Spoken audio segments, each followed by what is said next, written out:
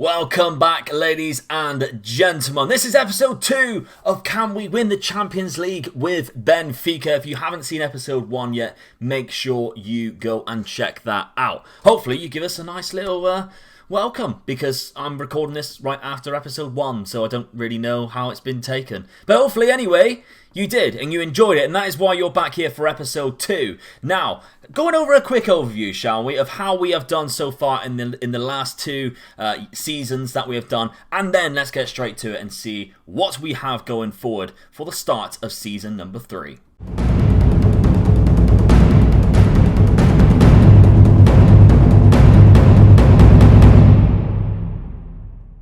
Yeah, so if you remember rightly, viewers, this is how we ended season number 2 in 3rd place, qualifying for the Champions League again, thankfully, but also we won this cup trophy, which I think is the only reason why we have managed to keep our job. So thankfully, because of this cup trophy, we can continue this journey and see if we can win the ultimate goal of winning the European Champions Cup. That is what the goal of this save is. But here we are, viewers. We have fast forwarded to the 6th of August because we are about to play our first league game against Braga. We are 2-1 up against Lask to qualify for the Champions League in the 3rd qualifying round. So that will take us through to the next round after that, which means we're guaranteed Europa League football, I think. But if we do win, we go into the group stage of the Champions Cup. So that's what we basically won. Now, we do have this player coming in the future. We won't show him yet. We'll wait until he eventually arrives. But we have had some new signings. Now, finances. We had an original budget, viewers, of £2.5 million. We did not have a lot. But we had sold a few players. We have an overall balance of £123 million. So we have spent a bit of money. Let's look at that. Now, on the outs, £52 million we made. Gabriel went to AC Milan. He has been a bit part player for us for a while now, 27 years old. Yes, he's very good, but we have some world-class midfielders. Chiquinho went to CSK Moscow, 7.5 million. Yoni Gonzalez, 7.5 million. We just built up a nice little transfer budget thanks to some of these signings here, and that has allowed us to spend £75 million in transfer budget. And now we've had one big signing, which is Andre Onana. I felt like we needed a goalkeeper, viewers. And if you don't know about Andre Onana, the Ajax goalkeeper, well, you do now, because he is absolutely exceptional. 25 years of age as well. He will be the goalkeeper going forward for the rest of this save. Hopefully, he'll be there when we lift the trophy at the end of this series. 6'4". He is massive. A Cameroonian goalkeeper. He has very good attributes. We do have that young Belgian goalkeeper. Just don't think he's there. Just don't think he's good enough. And the ultimate goal, when Andre Onana became available, we had to go for it. Now, as you can see, we have spent a few more pennies. This man comes in, Brahim Trevino. Probably not how you say it. He is Colombian, 18 years old. I think he looks quite good for 18 years old. And for £1 million, I just had to do the deal. Who knows what this guy will turn out like. But 18 years old, he can spend some time in the under 23, spend some time in the B team maybe, because that's quite handy having the B team for those youngsters, and see how he develops in the future. We also managed to sign a backup goalkeeper, Kim Sung-hyun, who I think is quite good. 18 years old, he's 6'2". He has great attributes already to start off. 1.5 million from FC Seoul, so I think he'll be quite good as well in the future. But we have splashed some cash, viewers, on some regens. Like I mentioned, we made one big signing, one player that you all know, but some regens have come in. Robin Deferm. I don't know. Robin Deferm comes from Genk. He is Belgium, and he is 17 years old. I think he looks quite good. Other than the fact that his pace isn't quite there yet and his position is only 11, 15s across heading, marking and tackling at 17 is really good. He's already 6 foot. He has great aggression and great bravery. Concentration level is high for his age. He can play right across the back line as well, so that excites me too. We bring him in and we send him out on loan, viewers. Straight away, on loan in the 2nd division. I realised that could be a mistake, because we could just use him in the Benfica B team in that 2nd division, because they play in that league, and he'll use all our training facilities and stuff, so I don't really know. I also have signed this man though, Vivaldi Wembangomo. What is this? It's another Belgian though, 16 years of age. As you can see, I've had some Belgian scouts, viewers, and they have found me this little gem. So he could be really good. He is still 5-star rated, which tells me he could be very good indeed. We've got him in the first team, but I'm hoping that he plays some non-league football, or like, you know, the non-competitive football. He plays for a Benfica B team maybe, and gets some real good game time, because he's not quite good enough for our actual side. But there we go, viewers. I think he looks quite good starting off. That passing does worry me though, and his work rate of only 10. Hopefully that increases in the future, but he's only 16. Let's remember, 16 years of age. He has a long future ahead of him. This is kind of the cut-off, I think. 16 at this age, he only has like 5 years to get good. So hopefully he will get good in the future. So those are our signings going into season number 3. The tactic still looks like this.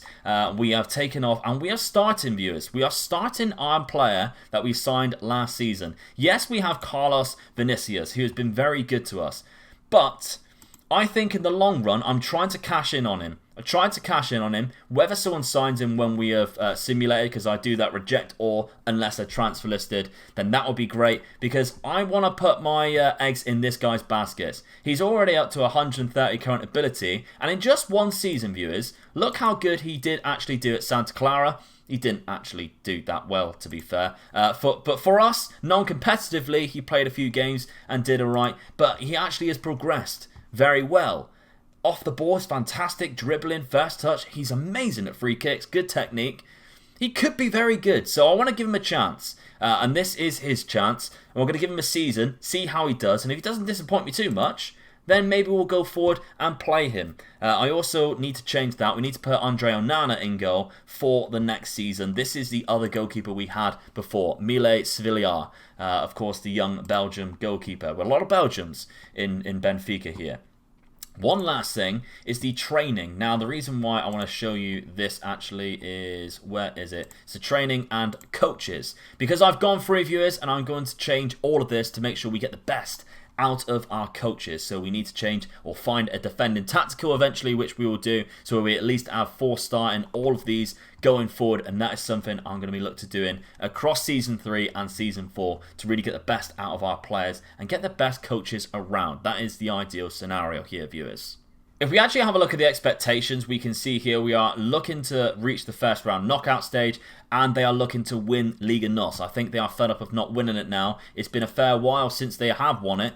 3 seasons, of course, we haven't actually won it since we have took over, and yet Benfica has been very successful recently. So we're kind of in the bad books, but maybe we can carry on. And this competition now that we have been beasting the last 2 years is no longer important. They want us to win this. They want us to win this. Those are the 2 competitions that we need to do well in, and of course our end goal of winning the Champions League. But let's end this third season, the first season of this episode, and see how we get on. Well, here we are, viewers, the end of the 3rd season, and we have done it. We have won the Portuguese League by a country mile as well, 11 points in total. I really feel like we have started something here. So we won the Liga NOS. How did we do in the other competitions? Well, we managed to reach the quarter-final. We were knocked out by Manchester United, so that was quite good, to be fair. Let's actually start looking at the Champions League now and see where we've been finishing and things like that. And we won the most important cup, so we actually did well in the 2 competitions that they wanted us to do well in. But let's see. Group stage, we want to see how we've done in the group stage. We'll go to all groups. We won the group, viewers, with Real Madrid and Bayer Leverkusen. So I did actually see halfway through the season that we had Real Madrid when I was simulating it, and we had some good results against them. We beat them 3-1 there, and I think we lost against them 2-1. So we were quite close. We lost against them and Bayer Leverkusen, but we still managed to top the group with 12 points very successfully. We then went on to the first round knockout stage where we beat Barcelona, viewers.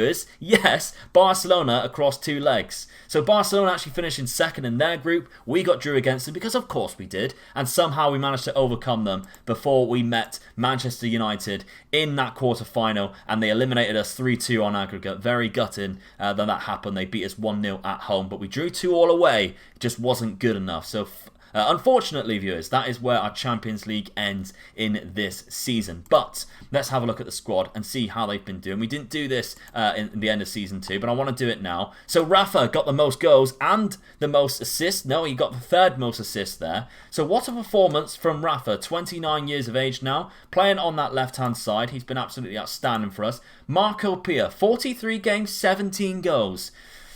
Is that good? Would you class that as good? Let me know down in the comments, viewers, of course. Let me know everything down in the comments, what your reactions are to this. Do you think we should be dropping people? Of course, this is all recorded before, but I'm interested to see what your thoughts are across this process.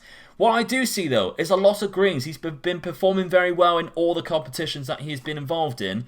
So it kind of tells me that he was good enough. He just didn't score enough. So giving him the benefit of the doubt, maybe we need to change the tactic and kind of change things around there. Just 6 goals in the league, and he did play 24 games. So that tells me he also had an injury. He had a major injury where he missed 2 months with a torn hamstring. That's quite serious. Did we make or lose any transfers? We'll also check that in a minute. Donny van de Beek, 14 goals, 8 assists. Great stuff from him. Jota, the youngster, 12 goals, 13 assists. High total from Jota. Really happy with that. And Sandro Tonali even picking up 14 assists there as well. So I'm happy with that. Average rating, Sandro Tonali is highest of that. Donny van de Beek and then Mako Pio. So that is why we're going to probably keep him in the starting lineup going forward. I'm happy with his performances. So transfer-wise, we had one player join us in January, and it is the guy that I alluded to earlier, Gabriel Macedo. We needed to wait till he turns 18. We picked him up from Gremio, 118 current ability. A bit of a gamble, viewers. We spent £13 million on him, and I picked him up because when he was 17, he had really good attributes. He has the same attributes now when he's 18, but he still has that 5-star potential, even though he's joined. I've got one of the scouts which has 20 potential ability, and I use him for all of the players that I'm looking to sign. And when I first signed him, he was one of the highest rated that the scout came back for. So when I seen that he had a decent release clause, I activated that release clause because we had the money available, viewers. On the outs, though, we did have a departure, viewers. Yes, Carlos Vinicius left the club, £20 million to PSG. Not a lot, really, considering the goals he managed to score for us. Not a lot at all. But of course, he did get 21 goals and 32 appearances there.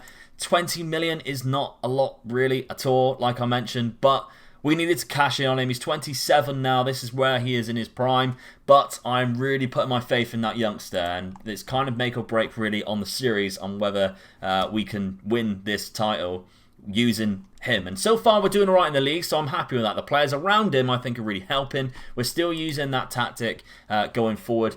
Whether we continue with that in Season 4, let's find out when we head over to the start of Season number 4, viewers. And here we are. The date is the 6th of August. We are playing Guimarães. I think that's how you say it in the first league game. We have Porto up really quickly as well, so that's quite interesting to see. We, of course, enter the European Champions Cup in the group stage, so we have already qualified for them. That's good. We have a transfer budget still of £37 million. The original transfer budget was £24 million, which tells you something, viewers, doesn't it? We have had some departures. Who are the departures that we have had? £41 million in total. Ferro, he moved to Shanghai. And the reason why, viewers, is because our assistant manager was not playing him. So he decided to leave. For £23 million, we had to cash in what we had on him. He is just 25. I felt like we got kind of done over with him. He wouldn't sign a new deal. He only had not very long left, a season left. So we needed to cash in on him. And the Chinese team came in with a lot of money in the end. Gagliardini, we made a little bit of a profit on him. He went to Roma for £12.5 million. Didn't really use him as much as what I anticipated. And Rafael Alfonso, £5.25 million for this youngster who I never intended to use. I think we kind of ripped Chelsea off there, so that's good. Now, on the ins, we spent £22 million. We brought in this guy, Marcos Antonio. Gagliardini left, Marcos Antonio comes in, and he is exceptional, viewers. He is very good, 22 years of age. He is a wonder kid on this game. And for £20 million, look at his average ratings that he's been putting in the last few seasons for Shakhtar Donetsk. I hope he can do exactly the same here. He has great attributes across the board, really high current ability as well. The physicals are exceptional. He can play in both positions there, so that's all we really need to ask from him. We have signed Carlos Arlena on a free transfer as well from Barcelona. More of a substitute appearance, I think he's going to be. He's not going to be a first team player because I don't think his potential has really allowed him to get there. But we have also signed Pedri, viewers. What a signing this is. Now, Pedri, of course, from the Barcelona youth development, is one of the hottest prospects in the game, and he has developed very nicely into a very exceptional player at the age of 19. We've managed to loan him for a full season. He's rated in a 4.5-star potential player, so hopefully he makes a big impact. He can play in a number of positions, including centre midfield and including up front, as well as both wings, which is why I brought him in especially, because he can just fill in wherever, and my assistant manager can have fun with him, using him in all of these positions. So that's why I'm happy with that. And the final one, viewers, my favourite player of this iteration of Football Manager, Nicola Amini. Just as a backup, we lost Ferro, so I brought Nicola Amini in on loan. We know he's good, we know he does what he does, but we don't necessarily need to play him in a first team role. Nicola Amini is just there for backup. Tactic-wise, and this is where we are going forward in the future, we have kind of changed it slightly. So this role here is now Mazzala on attack. I wanted to change that and see how that goes. Centre midfield on attack, and this role here, which was a deep a defensive midfielder, is now a deep line playmaker. So we have made a few different changes as well in the in position and the in transition, as well as the out of possession. Haven't really changed the individual roles, and the only thing we are keeping again is we are playing Pio up top. He's getting slightly better. I mean, ignore the down arrows. Always ignore the down arrows, but hopefully this will be his season where he breaks into the first team properly and does exceptionally well. But let's go for the full season, viewers. End of season 4. Come on, let's see if we can pinch that league title again and see if we get anywhere closer to that Champions League trophy. Well, we got one of those things right, viewers. We won the league by 3 points over Porto, so very successful there. Marco Pio had 32 goals, so finally he broke in. But you might see something special, viewers. We won a European trophy. It's just not the one that we wanted. So, in the Champions League, we actually finished in 3rd place. Shakhtar got their revenge on us. We pinched their player. We pinched their best player. And they knocked us out of the Champions League, despite us having a better goal difference. Let's look more into this, because I am very intrigued. The final is still to be played. PSG and Arsenal. And what my idea is, by the way, viewers, before we eventually get to a European final, if we eventually get to a European final, is I'm going to simulate until the final. So if we do get to a final, we can actually play it and see it. That is going to be the fun in each of these things. Right, so if we go on all groups here, we are in Group A. Let's look more into this. So Benfica, we finished in 3rd place. We won, drew, and lost all 2 games. So Torino, we beat Atletico Madrid 4-0. Great stuff. We drew with Atletico Madrid and Shakhtar, and we lost twice to Shakhtar and Torino, so that is the reason why Shakhtar finished above us in the group stage. That's annoying, but it meant we go on and we lift the Europa League trophy. So let's look more into this. We beat Marseille after extra time 5-2. So that is a very good performance in the end. Marco Pio with a player of the match performance. He scored 2 goals, viewers. Diaz and Aya both scored again. Those are the corners. And Donny van de Beek also came off the bench, viewers, and scored a goal as well. So very happy with that. Marco Pio also managed to pick up an assist, which I think is kind of what he does because he's very good. Let's look at him. Let's look at him because he has grown massively. Look how good he is now. Look at all these greens, viewers, and the technical attributes. Off the ball of 18 as well. So although his pace isn't fantastic, he is getting there. And training-wise, we've done a lot with the player traits. I have been focusing on that. I've been training him as a complete forward and making sure his shooting is an additional focus because it was 14 at the start of the season. So he's come on leaps and bounds already. Player traits, running the ball down the right is what you already had. He likes to beat the offside trap, which I've added. Cuts inside from both wings, tries shots first times, and he hits free kicks with power because he has that 17 free kicks. But if we do look at his progression, I know I'm going slightly off tangent on just one player, but I'm very excited by this, viewers. We can see how well he's actually doing. Finishing +2, penalty taken +2, so he's becoming a bit of a set piece taker because his corners are good as well. So he's on most of the corners. Composure is very good. A lot of these mental attributes rising, which is great to see as well. So fantastic stuff. The rest of the team, though, we're looking quite bare bones, aren't we? Appearances, Marco Pio and Onana, no surprises there, made the most appearances. The goals was Marco Pio. He also had the most assists, viewers, so he easily was our MVP of the season. So he keeps his position going forward for sure. 32 goals, 18 assists. Pedri had a great season for us. There's no denying it. 14 goals, 7 assists. We couldn't loan him for 2 seasons, unfortunately, which I'm quite gutted about. He was very good. Sandro Tonali, though, also picked up 11 goals. Jota and Marcos Antonio, who had a great season for us. look how good Marcos Antonio actually was for us, and he's even developed even nicer as a better player going forward. He had 13 assists in total, as well as Rafa, who also has picked up 30 assists in his year where he turned 30. So great stuff for him. Nuno Tavares has done very well there as well for a left back. He's been playing left back quite often, and he's got 9 assists. We had Matvienko, but he's been on and off as well. Just 2 goals, 2 assists. Nuno Tavares has done better.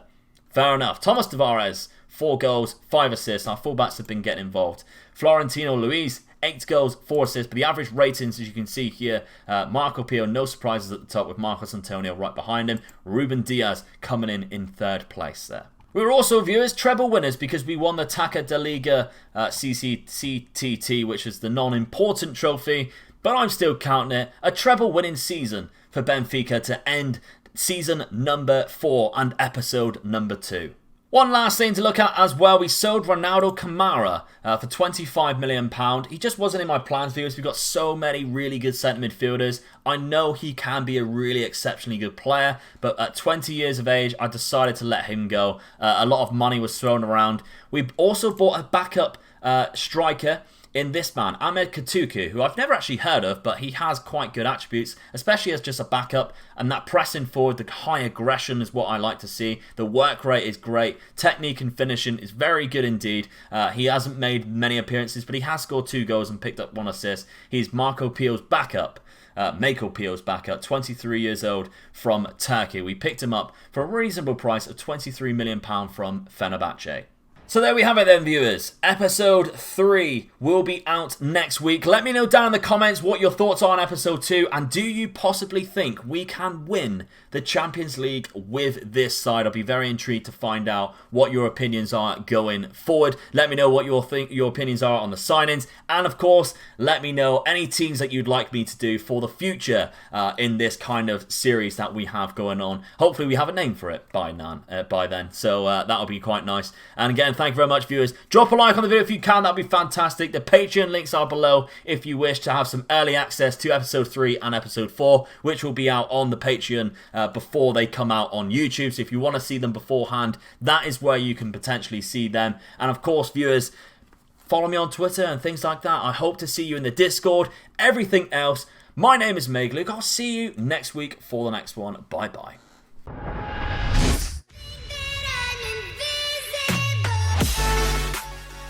Thank you for watching the video. If you enjoyed it, remember to smash that like button. Hit the Patreon page if you want some early access to some videos or to sponsor a player. And here is a video that I think you might like.